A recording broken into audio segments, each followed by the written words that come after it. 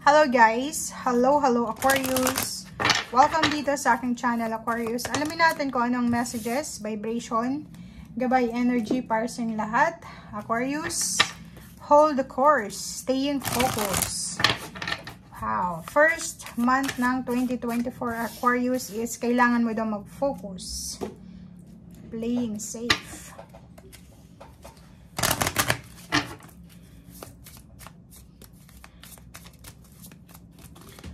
Aquarius. Okay. Wow, letter. Okay, guys. Tatlong baraha. Kung makikita mo dito, may fireworks dito, di ba? And yung sinasabi ng baraha is playing safe. May kailangan kang bigyan ng pansin. Kasi parang ikaw ito eh. Parang ikaw to sa 2023 na kahit may mga celebration sa paligid mo, kasama ka man sa celebration or hindi, or small blessings, simple blessings, parang hindi ka masyadong nagse-celebrate, parang ganon. Ang barahang to, itong unang baraha, sinasabi sir na kailangan mo daw na i-appreciate yung kung ano yung blessings na binibigay sa'yo ng Panginoon, ng universe. Kasi yung bako dito, kung makikita mo may bakod dyan, di ba? Di ba?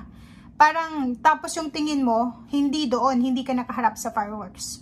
So, ibig sabihin, literal to may Aquarius dito na, for example, kamag-anak nila, may okasyon, imbitado siya, pero hindi siya nag-e-effort na pumunta. Kasi, wala malungkot siya, ayaw niyang mag-celebrate. So, dito sa barahang to, sinasabi na yun ang kailangan mong baguhin. Kasi, the more na mag-isa ka, while yung ibang tao ay nagsasaya, while yung ibang tao ay masaya. Like for example, sa New Year, ikaw ay nasa loob ng bahay or kwarto, wala kang reaction, wala kang lang na resolution para sa New Year.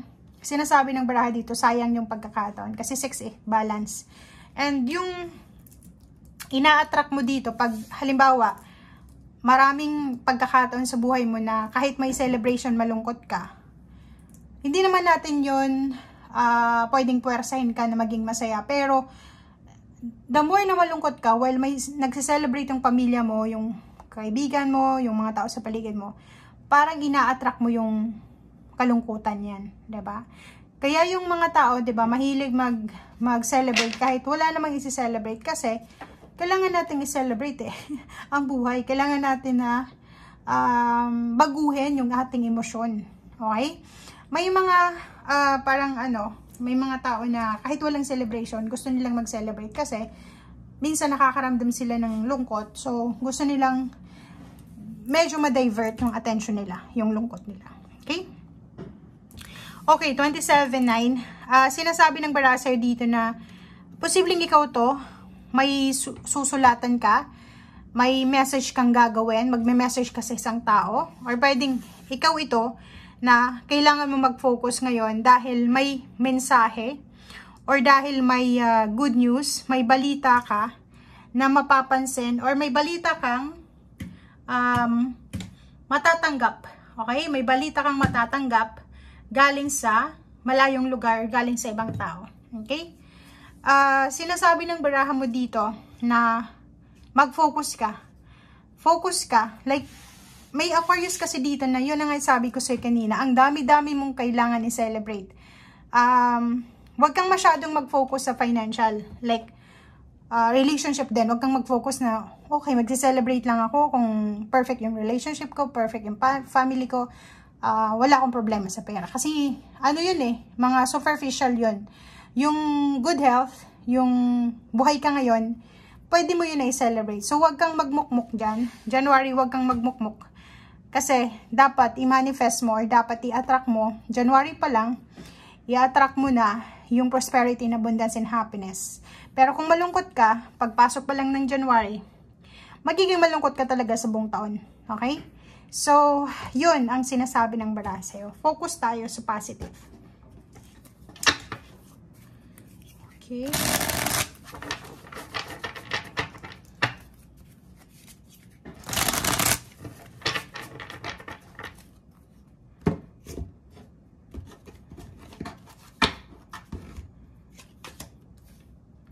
Okay. So, kung makikita mo dito, yun ang sinasabi ng baraha, Page of Wands. Mag-focus ka sa future mo. Mag-focus ka sa kung ano yung darating. Kasi, minsan, hindi naman natin mabiblame tong mga Aquarius na to. Kasi, ang dami-dami yung napagdaanan na problema. Hindi lang 2023, kundi 2022. So, parang nagdadalawang isip na kayo na maging masaya. Parang iniisip nyo, pag naging masaya ako, may mangyayaring hindi maganda. So, parang medyo na trauma ka. Pero, etong sinasabi ng Two of Swords na to, na kailangan na bigyan mo yung sarili mo ng chance para ma-enjoy kung ano yung dapat ma-enjoy sa buhay. Kasi, ang bawat pangyayari dito sa buhay natin, may time tayo magsaya, may time para malungkot. Okay? Kung oras para magsaya, magsaya ka. Kung malungkot, malungkot. Okay? Okay, so, yun ang nakikita mo dito sa baraha. Tingnan mo. Back to back siya. Sinasabi ng baraha na, yung future mo, nakadepende yan sa'yo sa ngayon.